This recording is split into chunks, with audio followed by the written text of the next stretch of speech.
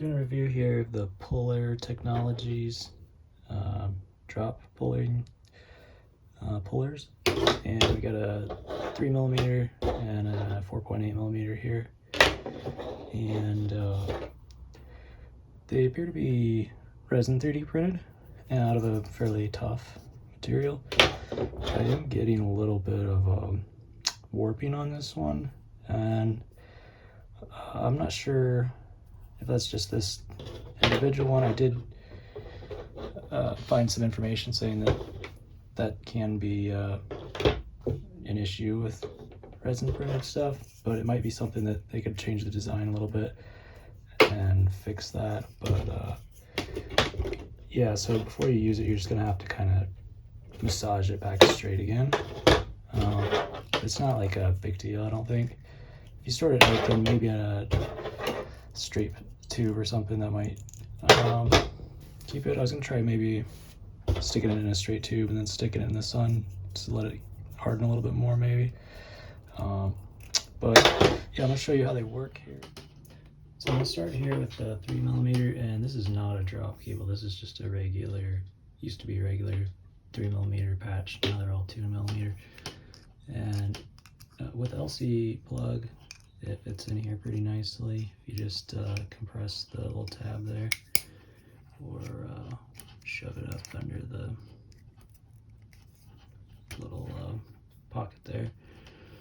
And then this is kind of a rubber material here, so you just kind of flex this, and typically the cables this is designed for at least are B3, which is a 7.5mm bend radius, so that doesn't matter at all. Even with this, which is not a B3, this is just A1, you can just straighten it out with your fingers, and it's no permanent. So I'm gonna go ahead and test what the pull resistance is on this before it unravels or does anything. And let's see, make sure I get this seated firmly down in the groove here. So I'm gonna use this force gauge to see what the pull tension is before slipping. And this is gonna be a little fun to do. So I can feel it kind of, oh, there we go. So that's not as much as I was expecting.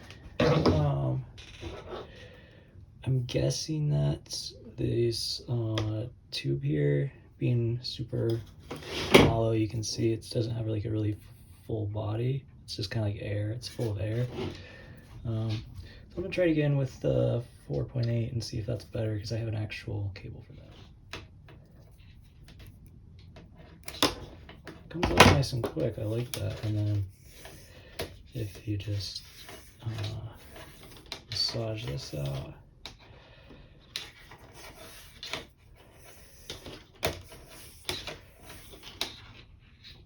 yeah, that's acceptable.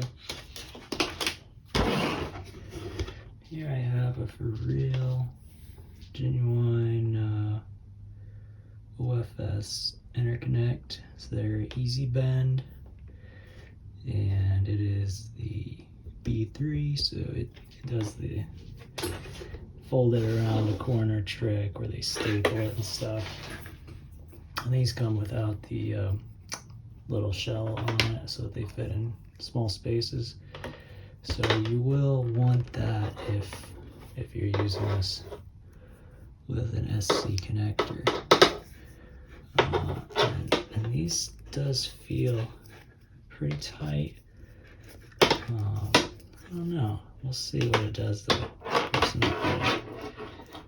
So yeah, I have that fully seated on there, I think. Set my scale. And just so you can see, I have this zeroed out, and basically when you pull on it, it just records the highest number, whatever the highest number is, that's what gets recorded. Let's go just a little, maybe that's just seating. Alright, so that's kind of cotton held. And let me see if I can pull it harder. So that's 20 pounds. And let's see if we can get a little more. Okay. Yeah, still 20 pounds. Huh.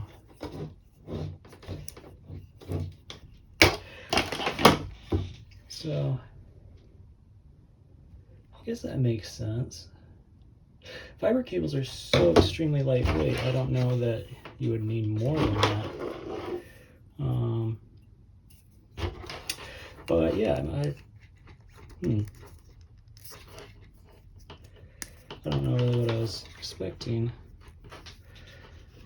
That's definitely seating all the way in.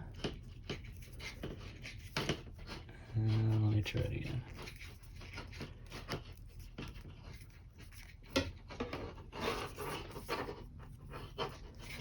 Alright, so let's go ahead and reset this.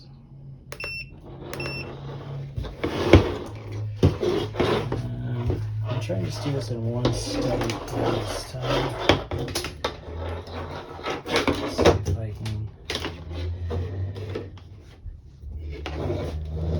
I don't know if that's more accurate to do it in one steady pull, but that's what I'm going to try and do.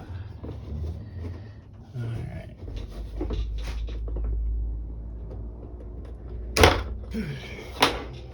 That was 18.1. So, yeah. Anyway, that's what I got. 18.1. Oh no. Kind of thought be a little bit more than that. This is how it attaches. It's got a, I think it's an 832 thread, compatible with like your Klein or whatever fiberglass rods. I've also got some for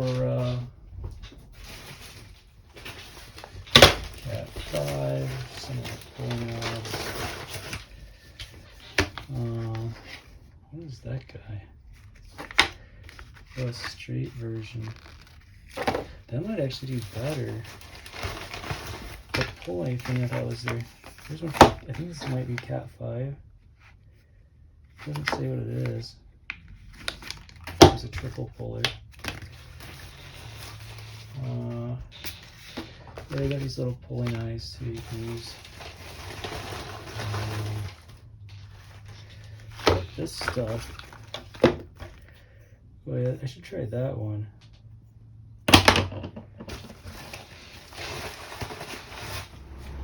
Alright, so we're going to try this new one. It's a 4.8 millimeter.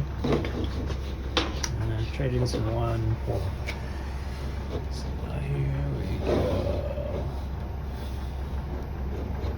3, 2, 1.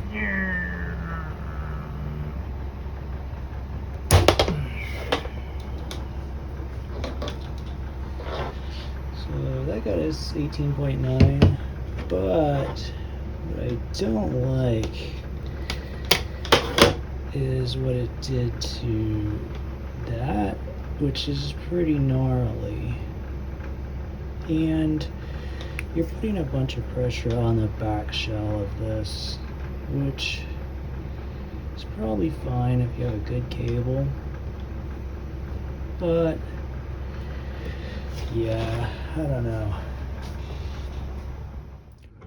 Unfortunately, this one, it just, when I went to thread this on, it come from together. So yeah, that needs to be redesigned. That's not great. And I'm going to try the 3 millimeter patch cable. Let's see what we can get. I might come across as pretty harsh here, But yeah, it's a hard problem to solve, right? Like, these cables aren't really made for being pulled, and then you're trying to figure that out. And I'm not even using the right kind of cable for this, so yeah, that's not really even a fair test. But these cables are so cheap and available. I think it's interesting if you can find a good way to pull them, because pulling these building to building is a great way. If you put them in some waterproof conduit, it's a great cheap way to do that compared to outdoor cable and splicing it out. Peak.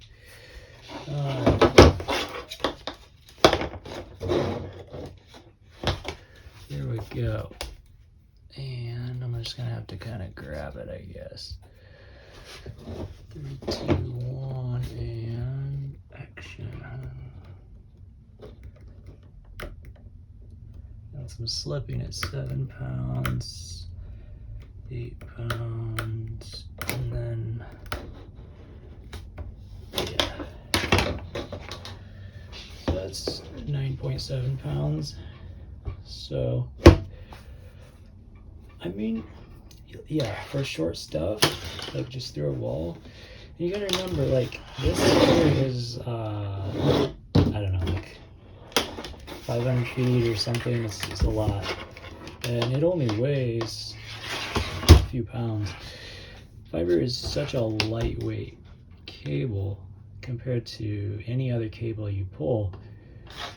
You would think, like, oh, you want to pull 50 pounds, but like 50 pounds on a Cat 5 cable, about like 5 pounds on a fiber patch cable, as far as like how far you can go pulling it. So yeah, what's my thoughts? I don't know, they've got these I don't have any MPO cables here. I could try those out. I guess it's gonna be the same thing. I guess I could try the Cat 5 as well. Yeah. I mean, you could tape it. I've got tape. Like, I could try taping one. Maybe I should try that. Let's try taping it.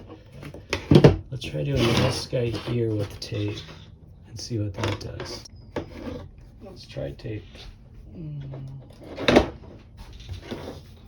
And 3, 2, 1, action.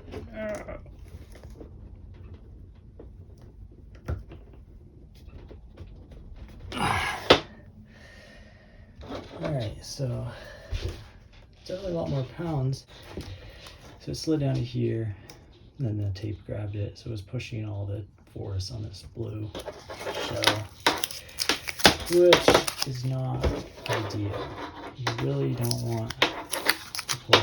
I mean, yeah, that kind of goes back though to like how much force can you put on a fiber cable. So yeah, maybe this is by design. Maybe this is a feature, not a bug. Because if you pull too hard on one of these, you're going to break your cable. You're going to snap the fiber internally. So maybe this is actually so that when somebody pulls too hard, then it just pops out, and then you can go back, put it on again, and fix. So maybe this is a clutch mechanism, and maybe that's the whole point, is that it ditches your cable, it lets go when you exceed a reasonable tension. It's kind of a cool idea, really. I never really thought of that before. So yeah, I'm gonna do a project with these and see if they work, and that'll be my next video.